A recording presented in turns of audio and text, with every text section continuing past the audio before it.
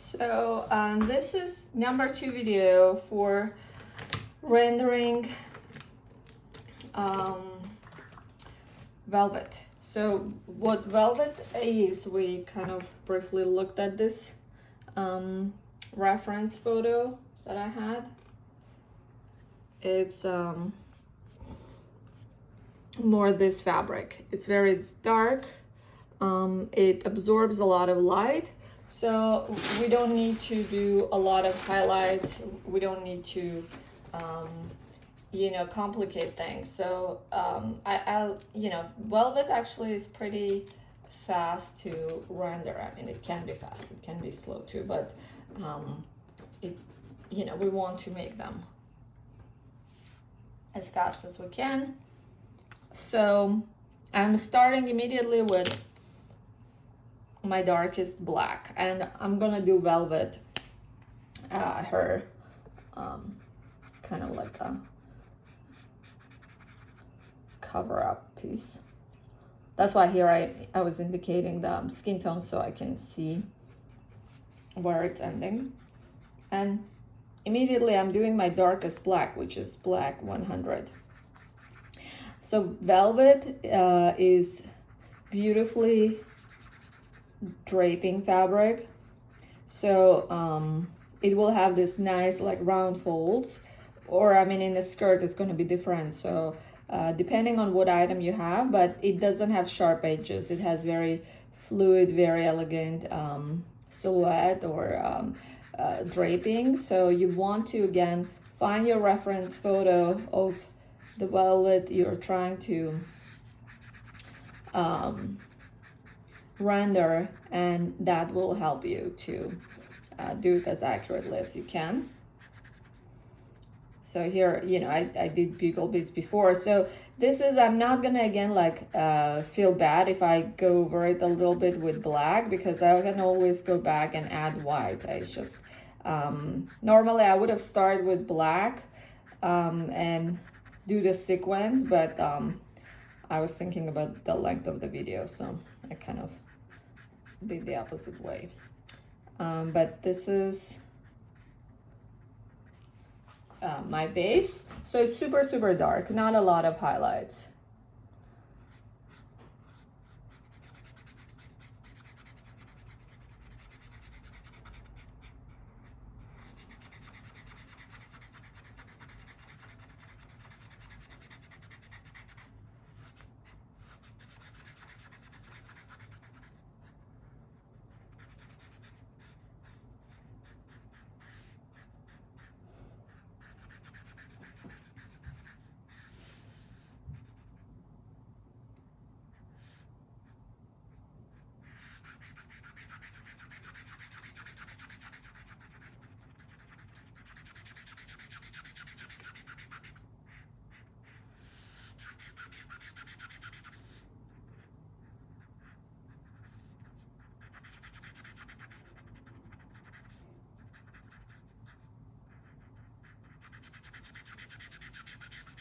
So I'm just, sorry, I wasn't speaking, but I was into it. So, it's kind of therapeutic when you get into rendering it. But anyways, that's kind of the covering of the area. And now I want to use my Tombow brush, which is actually super, super black. So you don't have to, but I like it because it's extreme black. It's more black than the color we have with Copic markers. So I'm adding kind of deeper tones of black here, which what velvet is. It's extremely absorbent of light, and you're gonna have this extreme deep black color, and that's why it's very pretty. It's beautiful because it's so luxurious.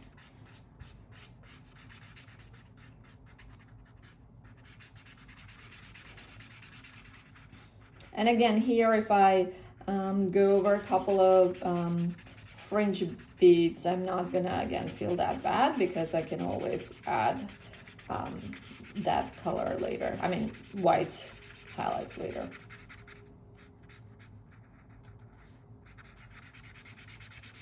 So I'm leaving a little bit of the edge here on the right side because I want that to be kind of like darker side. And then here I want to again add some depth right behind the dress because the fabric is draping behind. And I can do like right at the edge a little bit of shadow as well.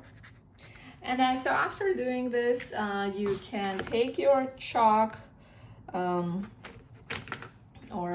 pastel or whatever you have, and then add a little bit of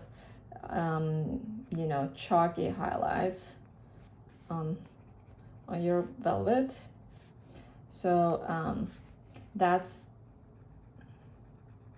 how we add highlights on velvet without ruining the overall texture.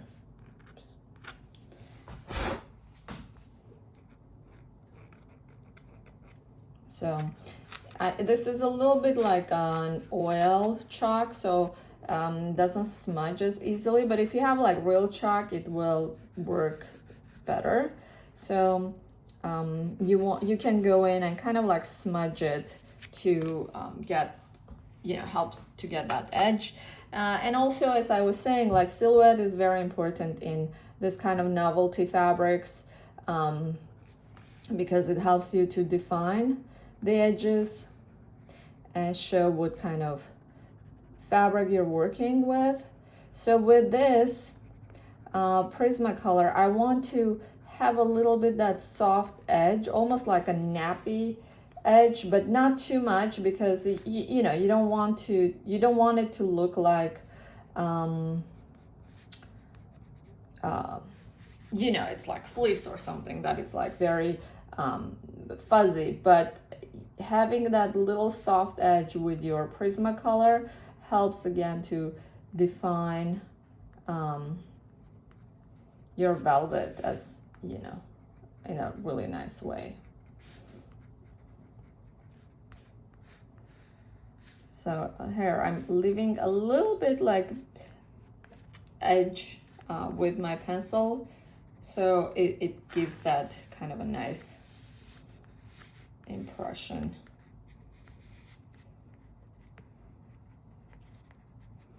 Okay, so now again I'm gonna go back, and my goal is to add a little bit of the beading on the velvet.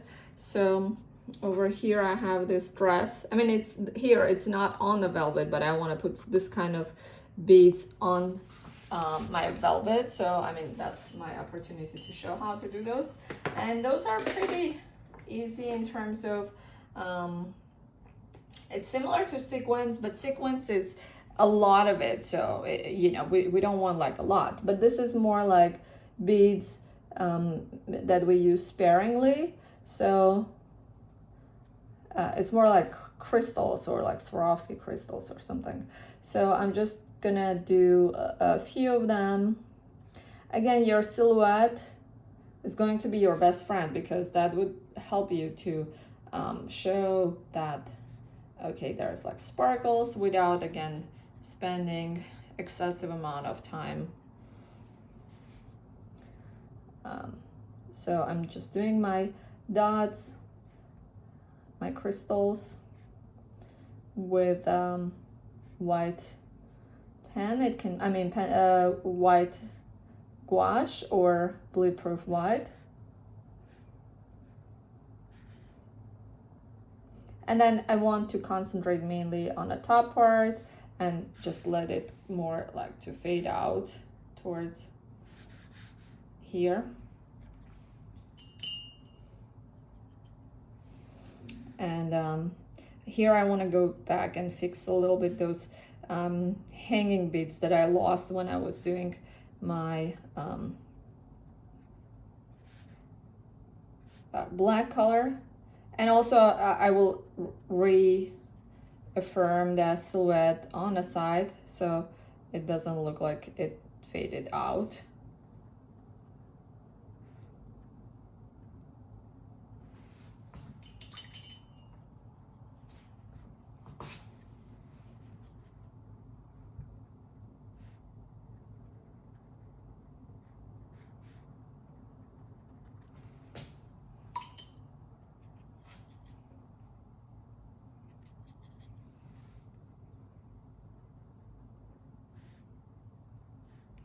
Okay, so, and then the main thing here as well is to go and start to add that little like highlight sparkles. So you can use gel pen. I mean,